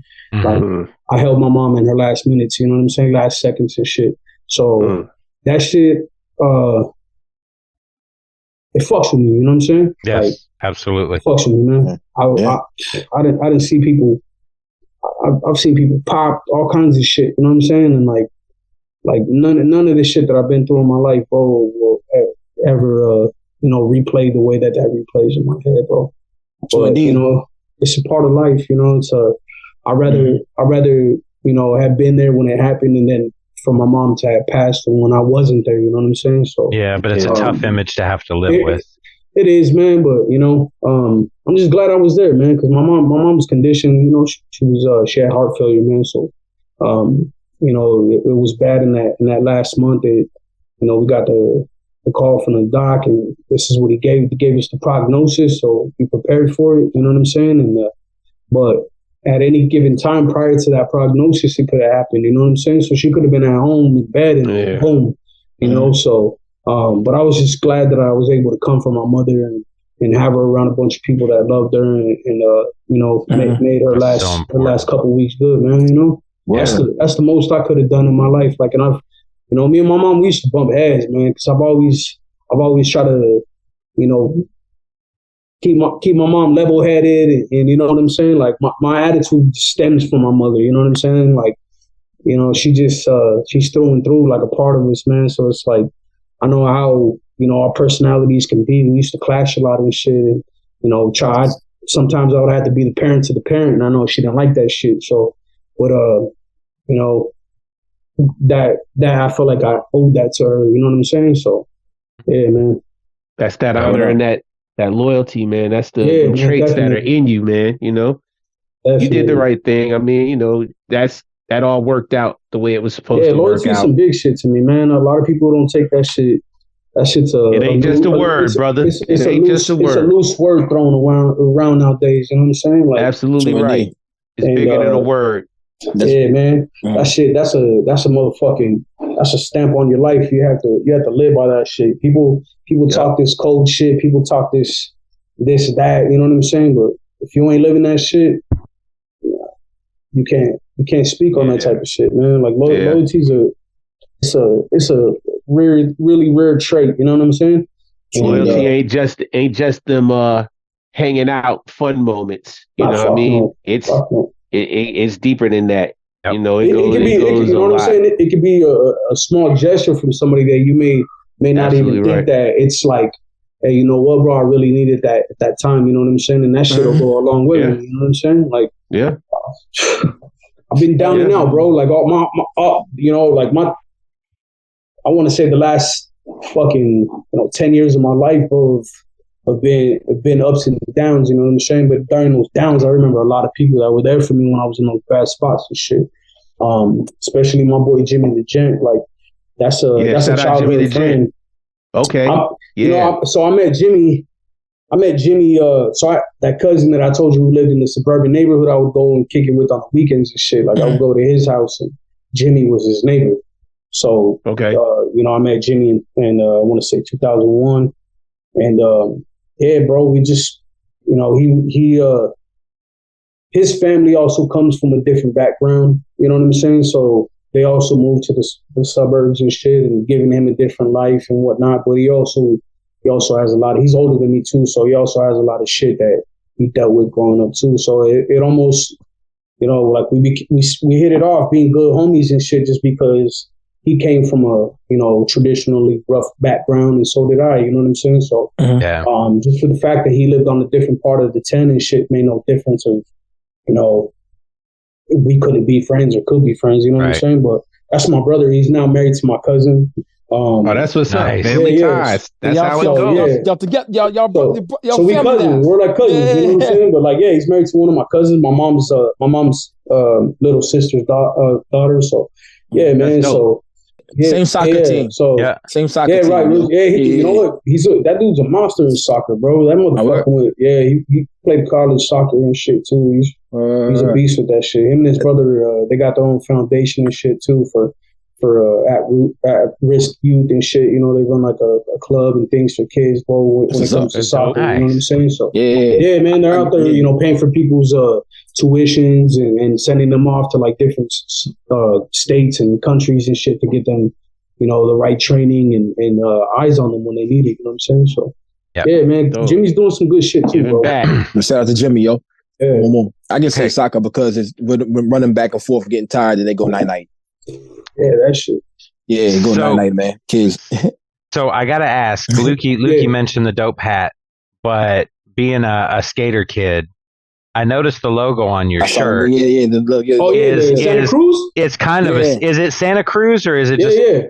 Okay, because I've never seen one with the skull, but I got like 5 different Santa Cruz shirts. I've seen Santa Cruz's with skulls. Not with the skull, it's just the mouth. Typically it's the mouth in there. The hand. The hand with the mouth. Yep, so it's okay. But man, when it comes to skate culture and shit, like, bro, I mean, growing up, motherfuckers, I got homies that are BMX riders, you know what I'm saying? Like, skateboarding was, I sucked at it. I ain't gonna lie, bro. I fucking sucked at that shit. But the culture of skateboarding itself, bro, is something I'm still like really heavy on. You know what I'm saying? Like I really support that shit. I'll be watching the X Games, and so we get a big out here in Phoenix. We got what's called the Phoenix Am. It's like I think it's like one or two. I think Tampa has it, Phoenix, and then I think there's another one. I want to say in Ohio it might be, but it's 3 big skate competitions a year, bro, that they put on. And, it's just the dudes that are, freshly sponsored, trying to get more sponsorships or go pro and shit like that. So, damn, I have way too many shirts in here. I can't find them. I had several. It's got to be in the laundry or something. I'm sitting here in my closet. Wait. Here we go. Phoenix Sam's are crazy, bro. This shit's live as fuck. It's for 3 days, bro, and you just see all the top skaters in the country. Yup. Yeah. The mouth. Yeah. Yeah, man, I got mad Santa Cruz shit. It's like loungewear here. I mean, every now and then I'll pick up like a smooth ass one, like some good shit that I can wear. You know what I'm saying? But they're good. They're good fit t-shirts. They're comfortable. You know what I'm saying? I mean, shout out Santa Cruz. I mean, it's just a good company. I support skate shit. You know what I'm saying? I got mad skateboards in my business and shit up on the walls and stuff like that too. Yeah, I've never seen the one with the skull. Shit. That's hard though. I like it. Yeah, I got a deck signed by Bam Margera and shit too. Nice. Wow. That's serious. Yeah, man. Yeah, so that's what I'm saying, man. Like, I'm heavy in that shit too, Like, some people like wrestling, bro. I like skateboarding. You know what I'm saying? Me too, man. Did you get the? Did you try to get the Fly God deck?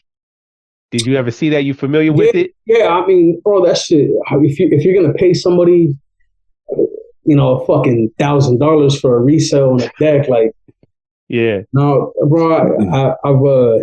I've had the pleasure of being in rooms with Westside Gun plenty of times, so my experience. Yeah, I mean, he kick it out there though, right? Yeah. I've heavy out there. Yeah, I've done. Me and homie have linked up. He actually brought me out to New York. I want to say during the. Damn, it's not gonna show. Yeah. That's the big gun deck. The big ghost shit. Yeah, I did. Ghost. My wife and I did a big ghost deck. Man, I can't. That's dope. Yeah. Yeah, he brought me out to New York for my first time back in 2022, bro. During like the first cookout and shit. Oh, okay. Yeah. So, I know a lot of the Griselda cats. Big 40 and D-Jack. I know, people that are close to him and shit too. You know what I'm saying? I've been around West plenty of times, man. He's a normal dude, man. Yeah, he's a normal dude, bro. He's shout out Westside Gun, man. He's He's giving me more love and game than a lot of people have in my, my time here in this hip hop shit, bro. So, I love hearing that, man, because that's all, the main story that you hear about him is that, is definitely. That he's throwing an alley-oop to somebody, or he's showing love to somebody just off the strength. Yeah, you don't really hear the West Side Gun fucked me over, or oh yeah, fuck that guy. Like, I mean, you see it on the Reddit. Online, online. He'll block some people pretty quick. Fam, in person, the dude's super cool. In person, the dude, man, he's hilarious. He's a family man, bro. Like, he's a cool dude, man. He's a cool dude all the way through, man. Some motherfucker you want to kick it with all the time, you know what I'm saying? But like, and everybody in his team and his family, they're all good people, bro. Like, they hospitality, you know what I'm saying? You know how, man, they just humble and genuine. For real shit. Yeah, like, bro, I played my music from a fucking, as many times as I could, and he sat and like he really listens to shit, bro. Like, he ain't nobody that's gonna bullshit. If he tells you some shit's whack, then it's whack. You know what I'm saying? Like, Wes ain't got no time to be sugarcoating shit. You know what I'm saying? But he told me you kept it real with me, bro. He said the music stays. Like, you need everything else. You know what I'm saying? Like, it's more than just the music aspect of it. It's like, you got that shit down. Like, you know what I'm saying? Like, you can rap, obviously that's there, but you got to get the marketing and this and everything. You know what I'm saying? He dove in on the business aspect, with me on that shit. And man, that's the best thing he can give you. Yeah, not real shit. You know what I'm saying? And that's amazing. Why, that's why I kind of, especially this year, I've been taking some time away from shit to just really perfect shit in a more business manner than just dropping music. You know what I'm saying? Everybody can upload some shit and be like, I got a new album out. Like, cool, whatever, bro. But how impactful is it? You know what I'm saying? What does it come with? You know what I'm saying? Like, what type of shit comes with it? You know what I'm saying? Like, how are the videos? How is the merchandise? We got really good videos. Appreciate it, bro. I got a good videographer. I thought some of them just looked like you was in New York. When you was on top of the building, you was on top of the building with the car. I thought you was in New York. No, that's here in Phoenix. It's downtown. Yeah, man, I got it. I've been using the same videographer for the last 4 years, so I don't go to anybody else. Shout out Dub, but he's a local. He's actually from Yuma, but yeah, man, he's a local. You're not talking about Sabio? No. He's from Yuma. Oh, different Dub. Yeah. Okay. Man, he right now he's contracted through the NFL and the NBA too, so he goes and shoots for them. Yeah, nice. He's really worked up his way with that shit too. Like, when we first ended up linking, like, he was making some good money from shooting videos a lot too. And he was like, you know what, bro, I told my wife to quit her job. He was like, I'm on this shit 24/7, and now, he shoots for the Cardinals, he shoots for the Suns, so it's like, yeah, man, he's really done something for himself. You know what I'm saying? He shot a lot of good bigger people too. Some Rick Ross shit he shot. Man. So he's worked himself up the ladder too. You feel me? I will tell you though, the advice that West Side Gun gave you, it's the type of thing that I think a lot of people don't understand why they don't hit any level of success. And I'll tell you, even with my metal band, I'm taking a lot of cues from this hip hop community. Like, as far as merchandising, branding, finding ways to roll stuff out. The rollout's a big thing, bro. People need to understand that business is universal. It doesn't matter what fucking what genre you're in, what you're doing, bro. Business is universal. And if you're not applying that shit in the sense to where essentially we all want to profit from this, bro. You know what I'm saying? We want to make a living from it. We want to feed our families from it. But if you're just rapping and dumping, it's like, oh, that shit ain't gonna get you nowhere. You're gonna continue to wish on a fucking star and hope somebody picks your shit up. You know what I'm saying? Like, and trying to, you know what I'm saying? You just gotta make shit. You gotta make shit where people can resonate to. Like, all right, bro. Like, I really feel this. Like, this is a part of my life as well too. You gotta make people wanna, like, it got to make them feel like it's a part of their life too, like, it's just personal. Yeah, personal. You know what I'm saying? Like, and I feel like, the whole Griselda shit, bro. They're from Buffalo, bro. Like, I mean, he took me to Buffalo when we were in Buffalo to get Buffalo. It's a different vibe. You feel me? Like, it's really everything they talk about. You know what I'm saying? So, in that sense, like, they give people from, you know, other small towns and other communities that they grew up the same way. You know, some shit to listen to because somebody else is saying the shit that they can't say. You feel me? So yeah, and that's what music is, bro. It's somebody, you know, talking about something that you know they got a voice for you. You feel me? And that's I mean, and then look at it however it needs to be. You know what I'm saying? It might be, oh yeah, it's or they're pushing this, they're promoting this. Who gives a fuck? It might you know be what I'm that saying? Brent Like Fires, you know what I mean? You know what I'm saying? Exactly. You feel me? Yeah. Like I feel you, bro. Yeah, who gives a fuck? But that's, you know what I'm saying? And that, like, ain't no, yeah, man, that's just what it is, bro. Like it's music, bro. It sits with the soul of people sometimes. So and I feel like that's the way music is, you know what I'm saying? Like I said, man, the shit that I've gone through and talk about in my music and shit, other people have gone through it probably even fucking worse. You know what I'm saying? Like mad worse. That's your story though. Yeah, that's exactly. It's my story. You know, and people were gonna take like, yo, I did this. I grew up the same way, blah blah blah. You know, like that's just what it is, man. Like, yeah, and you know, like me and my shout out Michelangelo, bro. Like, shout out Michelangelo, that's my guy, man. Yeah. Like when we first met, we linked up in LA, bro. We just, you know, it's crazy because I had left Buffalo and he was in Buffalo the next day after me leaving, and then the following week I'm in LA and he's in LA. You know what I'm saying? And we end up running into each other at the Isaac Paleo art show and shit. And okay. And I didn't notice him because he had the mask down. You know what I'm saying? So he had the mask down, so he's walking around and shit. And you know, I seen some merch that he had on that I know that wasn't released. So you know, we started talking about it and shit. And he's like, yeah, like I'm Michelangelo, Monteca. And I'm like, what the fuck? And he was like, boom. You know, he pulled the mask. He put the mask on, and you were like, "Oh, it is you." Bro, yeah. You know what I'm saying? I'm like, all right, cool, dog. So yeah, man, we chopped it up and shit, and then you know, I ended up dropping Madden a couple months later, and that's a hard ass album. Yeah, and he's on there, and then he has 2 joints on Psalm as well too. So nice. Mike's family, went man. Back to Mike to Madden after I listened to Psalm. Yeah, absolutely. Yeah, Madden was and that's what I mean, man. Like after, like Wes is the type of dude, bro. Like he don't need to give you a 1,000 fucking words up front for you to like really put shit into perspective. You gotta sit back and watch. If you're not watching and learning, then you're never gonna to really take in what the game that he's giving you. You know what I'm saying? So you know, him putting on Buffalo so hard and trying to make Buffalo this standout thing, he successfully did that in all hip hop. You know what I'm saying? And that's why when I came back home, I'm like, yo, I need to do this for Avondale, but also primarily for the block that I grew up on. You know what I'm saying? So I named that shit Maddie, and that's the street name that I'm from, Maddie. So that's what's up. Yeah, man. I was wondering where that came from. That's what's up. Yeah. So the backside cover is like I've taken a lot of shit down, but the cover art for the backside of it, it's the front entrance to the neighborhood. You know what I'm saying? So, but yeah, man, that was like everything that's on there. You got like Petunia's place. That's my grandma's crib. You know what I'm saying? I talk about a lot of shit going down there. 112 is actually, the address fucking number of her crib. You know what I'm saying? So yeah, with Lizette on that shit. Lizette's from Avondale too. So you know what I'm saying? Yeah. I picked up all these people that are, only person that's not from Avondale is AR. He's from Maryville. That's from he's from like the Central Phoenix part, like the real rugged ass area. Maze is from Avondale too?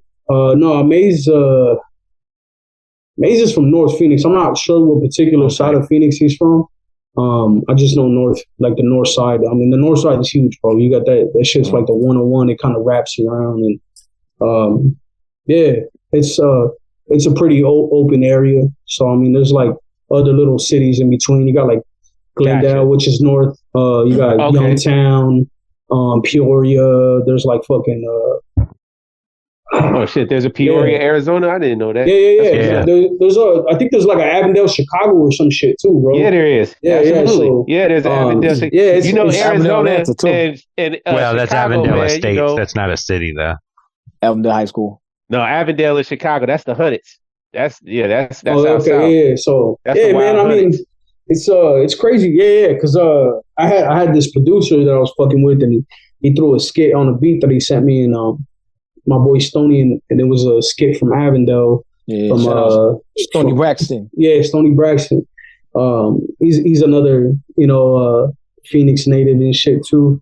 But yeah, man, like he had sent me some shit, and it had a Avondale mention in it. I'm listening to the skit, but I'm like, nah, bro, that's Chicago. That ain't here. That's the wrong Avondale. Yeah. So, but I don't think I think he just took it in his fence word because it just said Avondale. It was like a skit talking about like the citizens are tired of the community being this way, and they're so it's like sounds about some right. shit like that. Yeah, you know what I'm saying? And I'm like, damn, this shit sounds cool, bro, but it ain't. I ain't from there, like the wrong Avondale. Yeah, wrong Avondale, but. Nah, it's wild though. There's a big connection between Chicago and Phoenix, man. Like, man, people from Chicago are down here, bro. Absolutely, yeah. I got family out there. Yeah, man. No, so, and they're cool fucking people, bro. Like real shit. There's this little barbecue spot that just opened up down the way, like a couple blocks from my business, and they're from Chicago. Yeah, you know what I'm saying. Yeah, so, I went to this little jazz club. Out of the cold. Yeah, I went to this little jazz club down in Phoenix that Lizette performed at and shit, and the whole place was ran by Chicago people, bro. So you had a bunch of Chicago transplants there, you know what I'm saying? A bunch of R&B, soul people. They had like an open mic night and shit too. So yeah, but they're good people, bro. Good people. What up? Shout out Chicago people, man. What up? Nah, that's what's up, man. That's Phoenix, bro. Or that's the metro, man. I'm trying to tell you, man. It has its own little melting pot for sure, bro. Y'all definitely got it, man. And y'all been that way for a while, man. I mean, like, even going back to just when it was just spring training, right? Like, you always knew people were coming down there for baseball, spring training stuff. But, yeah, man. Yeah, we got, bro. We got always been that way. Cincinnati Reds here. We got the Dodgers here. We got... serious out there, man. We got White Sox. Yeah, I know it. I know it. Yeah, bro, we got mad teams out here. Mad fucking teams. Mm-hmm. Yeah, so, spring training's big here, bro. Everybody, as soon as you get that spring training shit, everybody's down here, bro. Yep. Yeah. Hot. It's a whole different life out there. It's hot, bro. Trust me, anybody from here, I ain't trying to sit out there in them fucking games, bro. Hell no, dog. Hell no, bro. Even right now, dog, it's miserable, you want bro. these tickets to the game? Nope. Bro, that's... I do not. I have a TV located in a nice air-conditioned home. I'll stay there. I'm chilling. Yeah, bro, I'm in the house. Trying to be out there and sit in the fucking sun, bro. Like, you know what I'm saying? No, I am working. I'm at work all day. It was 110 today, bro. You know what I'm saying? I don't like. Wait, hold on. It was 110 today. Yeah, it was 110 today. Fuck that. It'd be 90. I'm in Charlotte, North Carolina, man. It was 73 degrees. Oh, yeah. We ain't getting 73 till probably like another month from now. Wow. Dang. That's crazy. It's rough. I'm glad I'm in Atlanta, yo. Carl, what do you got for us, bro? Yeah, so I know we're getting kind of close to wrapping up here, and I just wanted to make sure 110. that I pointed out one of the reasons that I love having guests like you is I love having people to root for. Mm-hmm. And when we get people on here and they give us pieces of themselves and let us kind of understand who you are as a person, I go from fan to supporter. You know what I mean? Like, no, I become more invested in your success. And when you come in and you're talking about family and how important family is and loyalty, these are traits that you would hope are common, but they're not. No. And you exemplify it in the way that you talk about your family. Being a product of your environment is one thing, making a choice to change that environment, even staying in the same area, but changing that environment and making what you have work in a better way so that you can pass that on. All of these things are things to me that are so much more important than what's in the rap sometimes, and so I just wanted you to know how much I appreciate you coming on and letting us understand. No, I appreciate y'all having me, bro, for real, Yeah, like just letting us all know that you're definitely somebody we need to root for and that continued success. Nah, man, it's my thing too, man. It's just I want to see everybody succeed. You know what I'm saying? Even you guys' podcast, I hope that shit blows up and becomes something of just interviewing underground rappers. One day you guys might have a whole studio section for everybody to be at and actually welcome guests and shit. You know what I'm saying? I wanted to see it get to them heights. You know what I'm saying? So, nah, man. And that's what I mean, man. It's just like I show everybody love, give people love, treat them like family, and depending on how people take that and reciprocate it, you know, sometimes that love's not always shown the second time that way. But you know, right off the jump, I'm always be respectful, give people love, and treat them how I want to be treated. You know what I'm saying? So yeah, that's dope. like I said, man, I appreciate you guys having me on this shit too. So no doubt, yo, Primo Jab, what we got, bro? Yeah. I gotta echo exactly what Carl said. It's an honor to have somebody who is of a righteous character in our presence, man. And, you know, we're really appreciative of you feeling comfortable enough to come and kick it with us, because you got a lot going on in your life. Yeah. And your focus is your family, and you got your priorities set the right way. And obviously, music, it has to take a back burner when shit gets real. But at the same time, man, I feel like you definitely got to be celebrated for putting out some ill product and really representing for the image of where you're coming from, for the sound and the persona from where you're coming from, man.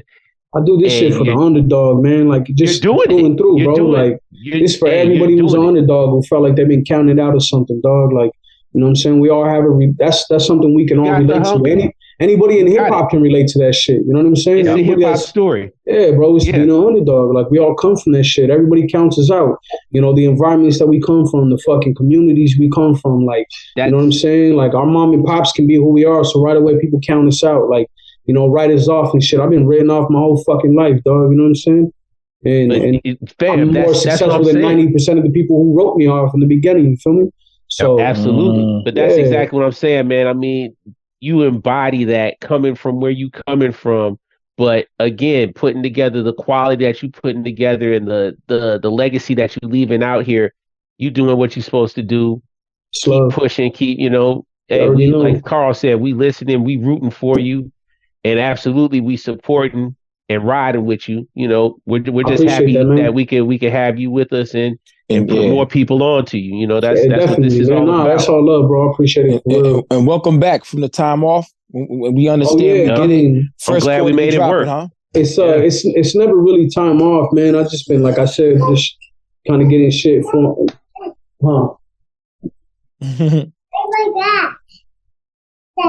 Okay, go. All right, you'll be back. Yes, my lad. Okay. Go Mace. Yeah. That's so great. Yeah, man. Nah, man, that's like what it's all about. It really is, bro. You know what I'm saying? Like, my mic and shit is, bro, it's fucking right here, dog. Like, so I can't even record, bro. They bug me 24/7, bro. Like, you know what I'm saying? I just just started getting the recording shit done. Like, you know, kind of like I said, man, I've been staying away from everything, like not being too open about what I'm working on and shit. But I got some shit coming first quarter, bro, and everything else that's coming along with it. It's really gonna be I think it's me talking about the shit that I've been going through this last year. You know what I'm saying? So it'll give some more in-depth shit. You know what I'm saying? It'll give me. I got a couple wins under my belt that I've been. You know what I'm saying? I do the wins that I accumulate, bro. I'm not always gonna present shit on social media. You know what I'm saying? Like, you know, my success is not for everybody. It's for me, bro. Me and my family. You feel me? Mm-hmm. So I don't need to pop off on social media and let anybody know what the fuck I'm doing. But you know, and that's personal shit. You know what I'm saying? Like, we don't need to consistently, like, these phones, bro. Terrible. Too much. You know what I'm saying? So, like I said, man, like, my wins are for me. You know what I'm saying? Like, for me and my family. That's shit for me to cheer myself on and pat myself on the back. I don't need nobody else to do it. But as far as the shit that I'm creating right now, I'm about to give everybody, like, it's gonna be a good slap in the face for Arizona. I want to say too. You know what I'm saying? Like, it's gonna showcase what true independence is and getting this shit on your own. You know what I'm saying? Like, really putting the pedal to the fucking floor. You know what I'm saying? So it's gonna showcase some shit, some real artistry, some real businessman shit, some some real promotion, some real marketing. It's going to show everything that I had. Like I said, man, I needed to take a step back and perfect everything to be able to give it to people this way. You know what I'm saying? So it wasn't 100%, and it's not 100% now. So I'm not going to give it to anybody when it's not well done. You feel me? So yeah. Yeah, so everybody out there. Arizona's on fire, bro. Yeah, man, and it's got some people down there. The culture out here is weird, man. It's not always going to be this type of hip hop's not going to be accepted out here. Like I said, man, there's a jacket on fucking Mexican rappers and shit. So, but like people from different places will accept us in the sense of it being real hip hop. You know what I'm saying? You guys will judge the global, music. baby. You judge it for what it is. Nah, real shit, bro. I got mad Paris fans. Like that shit's crazy to me too, man. I got people hit me up from Paris, New Zealand. You know what I'm saying? Like I got people tapping in with me everywhere, bro, and that's love. Like I'm a kid from this small ass fucking city, bro, and it feels good sometimes to get these messages, open them up from somebody randomly found my shit. You know what I'm saying? It's like, damn, it's love, bro. Like, you know what I'm saying? And I got a lot of shit with Elijah Blake too. I got a couple joints with Elijah Blake that really I saw that. Kind of put my shit into a different, I want to not in a different light, you know what I'm saying? So I know what you mean. Yeah, you get a different demographic that reaches out to you too. You know what I'm saying? Like I got people that are just strictly R&B listeners. Like, yo, bro, this shit's a breath of fresh air. Like I needed this shit. Like, hey, bro, appreciate it, man. Like, you know what I'm saying? It's love, bro. That's dope, man. Like this shit. Yeah, my plan this year, it's just to really dive into to be more structured with shit. You know what I'm saying? More methodical, giving people like it's not just gonna be a project. You're gonna get like a whole ass experience for shit. You know what I'm saying? When it comes down from the merch to physical copies to videos, like you know what I'm saying? Like I'm gonna take a real cinematic approach to my next couple joints that I'm gonna release when it comes to music videos. You know what I'm saying? Yeah, man. So everything that we talked about today is just gonna be implemented into this new project. You know what I'm saying? Especially this fresh year of me taking a backseat and kind of kicking it and chilling with my family and shit. I talk a lot about that in my music too. Yeah, man. So I'm personal with shit on my music, bro. I ain't got nothing to fucking hide. Word up. That's good, man. Well, we're looking forward to that in the first quarter. So everybody out there, be looking for that, man. Right there, yo. Be looking for that. Go back and check out the Psalms 187, the Madden 2023. Yep. I like the 112, Columbus Circle, Heisenberg with Maze overlay. Shout out to Maze. We waiting for you to talk to Daniel, son. Yeah, I got the 1,026 hours. Yeah. But definitely, yo. Go back to listen to the back catalog and be waiting for the first quarter. Yeah, the Columbus Circle guys. I got Crime Apple on that shit too. Shout out Crime Apple. Shout out Crime. Yeah, Crime. Yeah, he bodied, bro. You know what I'm saying? Like that's what he does, man. Yeah, that's what he does, man. Crime's a move. That's bro. Telling you, man. He trying to be rapper of the year this year, man. Another 96. And forever, 96 and forever, So go back and get your bitch. Yeah. So go back and check out the back catalog. Waiting for that first quarter, man. You already know, man.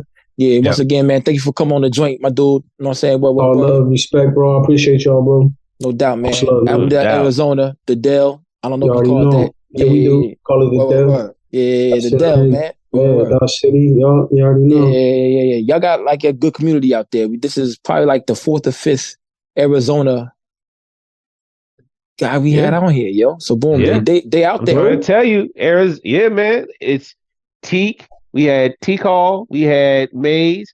We had Rob De Niro. Yeah, man. Salim. He's out there. Salim. Hakeem. Miskeen lives out there. Miskeen Halim. Yeah, Miskeen Halim. He a transplant, but he living out there right now. Hey, man, y'all on fire, man. There's a lot of transplants out here, you know? But it's just, bro, you go to New York, go to fucking Chicago, Baltimore, Boston, you're going to catch people from all types of fucking Boston, New York, you know what I'm saying? That's what makes these cities what they are, you know what I'm saying? Yep. Indeed. That's what makes this place right here like the melting pot, and everybody out here getting along. Our community of John Island hip hop people, I think it's the best ever, because everybody from different walks of life, for the most y'all part, getting along. Yeah, except when Westside Gun tweets. We'll see y'all next week. We'll see y'all next week. Episode issue 163. Keep talking your shit, Wes. I'm here for your tweets. Right, real shit. Hey, boom. We just waiting for the Michelle Records. Whenever that's gonna come out, man. I'm with that. Word. Yeah. We'll see y'all motherfuckers next week. Peace. Yeah. Peace. Peace.